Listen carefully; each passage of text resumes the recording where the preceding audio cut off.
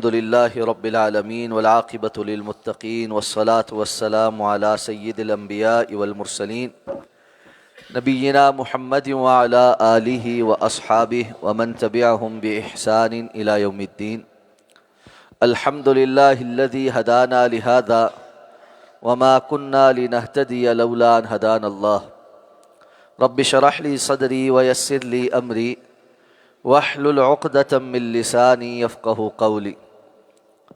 اللهم انفعنا بما علمتنا وعلمنا ما ينفعنا وزدنا علما. صراط الذين أنعمت عليهم غير المغضوب عليهم ولا الضالين. ان لوگوں کا رستہ جن پر آپ کا انعام ہوا، غیر المغضوب نہ کہ وہ جن پر غضب ہوا، ولا الضالین اور نہ ہی وہ جو گمراہ ہوئے. اللہ رب العزت سے جب انسان نے صراط مستقیم کا سوال کیا تو ساتھ اللہ تعالیٰ نے یہ بھی سکھلایا کہ صراط مستقیم اس پر چلنے والے کون ہیں.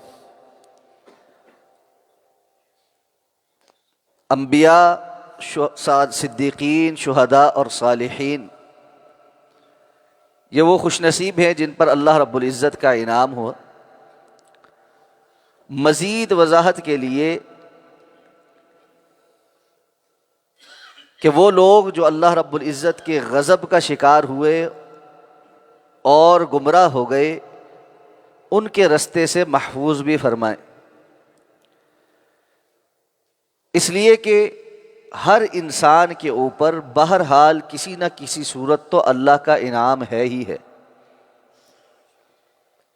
اس کا اس دنیا میں آنا، دنیا کی زندگی میں جینا، کھانا پینا، بہت ساری نعمتوں کا انجوائے کرنا، اللہ کی نعمتوں میں سے دنیاوی نعمتیں تو ہر انسان کو حاصل. تو صراط مستقیم میں صرف نعمت کا حصول نہیں ہے، بلکہ اس کی حقیقت اس وقت واضح ہوتی ہے جب انسان نعمت کے حاصل ہونے کے ساتھ ساتھ ان کاموں سے بچ جائے جو انسان کو اللہ کے غضب کا شکار کر کے گمراہ کر دے. اس لیے مکمل صراحت کے ساتھ یہ بات فرمائی کہ ان لوگوں کا رستہ نہ ہو کہ جن پر آپ کا غضب ہوا اور جو گمراہ ہو. بعض مفسرین نے اس آیت کا ترجمہ اس طرح سے کیا ہے کہ صراط الذین انعمت علیہم، ان لوگوں کا راستہ جن پر آپ کا انعام ہو، غیر المغضوب علیہم ولا الضالین، جن پر نہ غصہ کیا گیا اور نہ وہ گمراہ ہیں. یعنی یہ صراط الذین سے بدل ہے. جو عمومی ترجمہ ہم کرتے ہیں، جو میں نے پہلے کیا اس سے ہٹ کر، کہ یہ صفات بھی ان لوگوں کی ہیں جن پر اللہ کا انعام ہوا، کہ ان پر اللہ کا غضب نہیں ہوا اور نہ ہی وہ گمراہ ہوئے. دونوں طرح سے معنی ٹھیک ہے. رسول اللہ صلی اللہ علیہ وسلم کی حدیث مبارکہ ہے، آپ صلی اللہ علیہ وسلم نے فرمایا: الیہود مغضوب علیہم والنصارى ضلال. جامع ترمذی کی یہ روایت ہے جس میں اس آیہ مبارکہ کے حصے کی تفسیر میں آپ کا یہ قول صحیح سند سے منقول. آپ نے فرمایا مغضوب علیہم یہ یہود ہیں، اور ضلال یعنی گمراہ ہونے والے یہ نصارہ ہیں.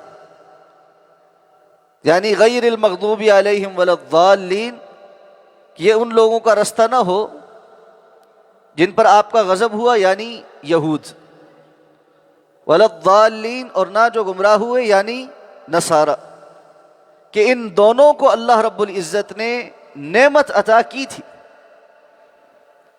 اپنے اپنے دور میں یہ اہل ایمان تھے، اور جا بجا قرآن میں اللہ نے فرمایا: یا بنی اسرائیل اذکروا نعمتی التی انعمت علیکم وانی فضلتکم علی العالمین. اے بنی اسرائیل، اس وقت کو یاد کرو اس نعمت کو یاد کرو جو میں نے تمہارے اوپر کی، اور میں نے تمہیں جہانوں والوں پر فضیلت دی۔ تو اللہ تعالیٰ نے ان کو ایمان کی دولت عطا فرمائی، انبیاء مبعوث کیے، کتابیں نازل کی، موسیٰ علیہ السلام جیسے جلیل القدر نبی ان کے نبی ہوئے، تورات جیسی کتاب ملی، حضرت عیسیٰ علیہ السلام جیسے اللہ رب العزت کی طرف سے جن کی پیدائش بھی معجزہ ہے، ایسے نبی ملے، انجیل ملی۔ لیکن اس کے بعد کیا ہوا؟ ان میں سے یہود کا جو گروہ ہے ان کی حرکتیں ایسی تھی جس کی وجہ سے اللہ رب العزت کے غضب کا شکار، وَبَاءُوا بِغَضَبٍ مِّنَ اللَّهِ، انہوں نے اللہ تعالیٰ کے غضب کو خرید لیا، اور اللہ رب العزت نے ان میں سے بہت سو کو مسخ کر کے ان کی شکلیں بندر اور خنزیروں کے اندر تبدیل کر دی، اور اللہ نے فرمایا کہ ان پر اللہ نے لعنت اور پھٹکار ڈال دی ہے، اور قیامت تک تھوڑے تھوڑے عرصے کے بعد ان پر اللہ ایسے لوگ مسلط کرتا رہے گا جو ان کو ذلیل اور رسوا کرے۔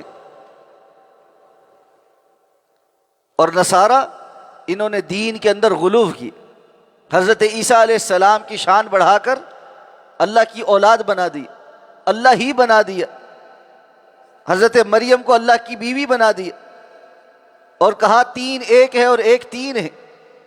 اللہ نے فرمایا لا تقولوا ثلاثہ، انتہو، تم یہ مت کہو کہ اللہ تین ہے یا تین ایک ہے، اس بات سے رک جاؤ۔ تو یہود کا دین کے ساتھ غداری کہ ہدایت ملنے کے بعد جان بوجھ کر ہیلے بہانے تراش تراش کر اللہ رب العزت کے احکامات کو پس پشت ڈالنا، اور انبیاء کا تمسخر کرنا، اور یہاں تک کہ انبیاء کو قتل کر دینا۔ اور نصارہ کا دین میں حد سے تجاوز کہ اپنے بڑوں کو ایک حد سے آگے پہنچا کر ان کو تقدیس کے ایک ایسے لیول پر پہنچا دینا کہ ان کو اللہ کے برابر ٹھہرا دینا، اور دین کے اندر بدعات کو رائج کرنا۔ وَرَهْبَانِيَّةً ابْتَدَعُوهَا مَا كَتَبْنَا عَلَيْهِمْ، یہ رہبانیت، ترک دنیا، صوفی بن کر کٹیا کے اندر بیٹھ جانا اور عبادت کے نت نئے طریقے ایجاد کرنا، اللہ نے فرمایا یہ انہوں نے بدعت کے طور پر ایجاد کی، ہم نے ان کے اوپر یہ فرض نہیں کی تھی۔ شاہ ولی اللہ محدث دہلوی رحمہ اللہ فرماتے ہیں کہ امت مسلمہ میں بھی آپ کو اس طرح کے لوگ مل جائیں گے، بعض ہیں جو یہود کے نقش قدم پر ہیں، اور بعض ہیں جو نصارہ کے نقش قدم پر۔ یہود کے نقش قدم پر وہ لوگ ہیں جو علماء سو ہیں، دین فروشی کرتے ہیں، یشترون بآیات اللہ ثمنا قلیلا، اللہ کی آیات کو وہ تھوڑے سے عوض کی خاطر بیچ دیتے ہیں، دین کا سارا حلیہ بگاڑ کر رکھ دیا ہے، ہیلے سازیوں کے ذریعے سے اللہ کے احکامات کو پس پشت ڈالنے کے سارے جال انہوں نے بچھا رکھے، اور اس کے نتیجے میں امت کو ایسے مسئلوں اور فتووں کے اندر ڈال دیا ہے جہاں اللہ کا دین پس پشت رہ گیا ہے اور بزرگوں کی باتیں آگے آ گئی۔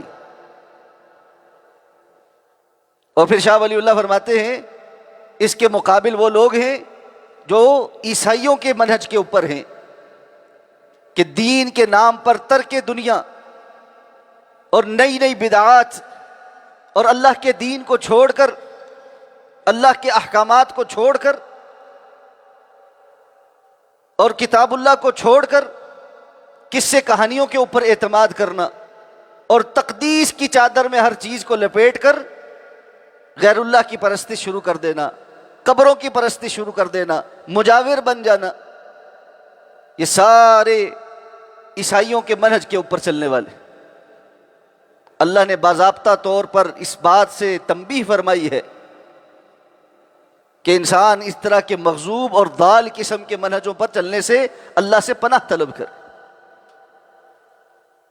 جا بجا قرآن مجید میں جہاں یہود و نصارہ کا تذکرہ ہوا ہے، جہاں بنی اسرائیل کا تذکرہ ہوا ہے، اور ہم سب جانتے ہیں کہ بہت کثرت کے ساتھ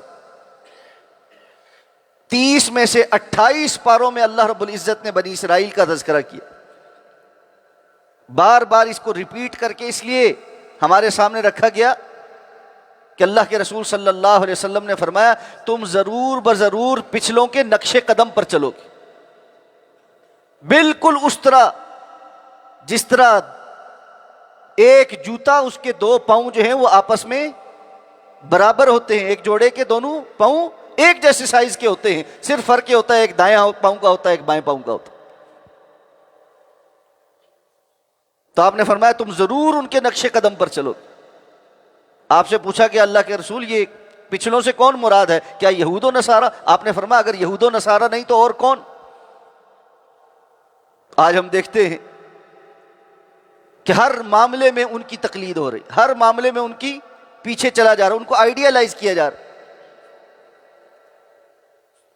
وہ لوگ جن کے اچھے کاموں میں بھی رسول اللہ صلی اللہ علیہ وسلم نے ان سے مشابہت پسند نہیں کی۔ یہ 10 محرم کا روزہ رسول اللہ صلی اللہ علیہ وسلم نے کیوں کہا تھا میں نہیں رکھوں گا آئندہ؟ تاکہ یہود سے مشابہت نہ ہو۔ روزہ عبادت ہے، اسلام میں بھی موجود ہے، اس کے باوجود اللہ کے رسول صلی اللہ علیہ وسلم ان سے مشابہت نہیں کرنا چاہ رہے اور فرماتے میں آئندہ 9 کا روزہ رکھوں۔ کجا یہ کہ انسان بالکل ان کے تہذیب، تمدن اور سوچ اور افکار کے ساتھ اپنے آپ کو ان کے رنگ میں رنگ لے اور اس کے باوجود سمجھے کہ اس کے صراط مستقیم پر کوئی فرق نہیں پڑتا۔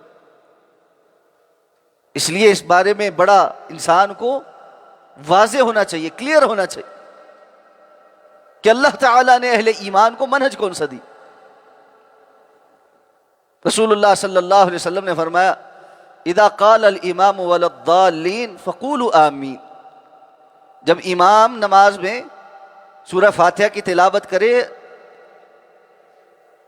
اور ولا الضالین پر پہنچے تو یہ سننے کے بعد تم آمین کہا کرو۔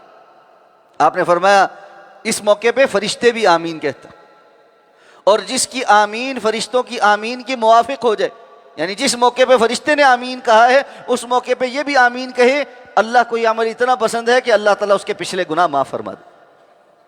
وائل ابن حجر رضی اللہ تعالیٰ عنہ بیان فرماتے میں نے رسول اللہ صلی اللہ علیہ وسلم کے پیچھے نماز پڑھی، آپ نے سورہ فاتحہ پڑھی اور اس کے بعد آمین کہتے اپنی آواز کو بلند کیا۔ دوسری روایت میں کہتے ہیں اللہ کے رسول نے آمین کہا، اس طرح سے کہا کہ آمین کو تھوڑا کھینچ کر کہا آمین۔ اور صحابہ بیان کرتے ہیں ہم مسجد نبوی میں اللہ کے رسول صلی اللہ علیہ وسلم کے پیچھے نماز پڑھتے اور غیر المغضوب علیہم ولا الضالین، جب ولا الضالین آپ فرماتے تو صحابہ اس اونچی آواز سے آمین کہتے کہ مسجد نبوی گونج جاتی۔ اور آپ صلی اللہ علیہ وسلم نے فرمایا کہ یہود نے تم سے کسی چیز پر اتنا زیادہ حسد نہیں کیا جتنا تمہارا آمین کہنے اور سلام کہنے پر کیا، کہ تمہاری جو اجتماعیت ہے اس پر وہ تم سے حسد کرتے۔ اس لیے جب نماز میں امام ولا الضالین کہے تو امام کو بھی چاہیے اور مقتدی کو بھی چاہیے کہ وہ آمین کہے، اور یہ آمین یک زبان ہونی چاہیے تاکہ فرشتوں کی آمین کے موافق ہو، یہ نہیں کہ کوئی آگے کہہ رہا ہے کوئی پیچھے کہہ رہا ہے، ایک ساتھ مل کر کہنی چاہیے۔ تو سورہ فاتحہ الحمدللہ مکمل ہو گئی۔ اللہ رب العزت سے اس دعا کے ساتھ کہ اللہ ہمیں اس کے ایک ایک لفظ ایک ایک معنی پر غور کر کے اس مبارک صورت کے ساتھ اپنا تعلق استوار کرنے کی توفیق عطا فرمائے۔ سبحانک اللہم و بحمدک نشہد ان لا الہ الا انت نستغفرک و نتوب۔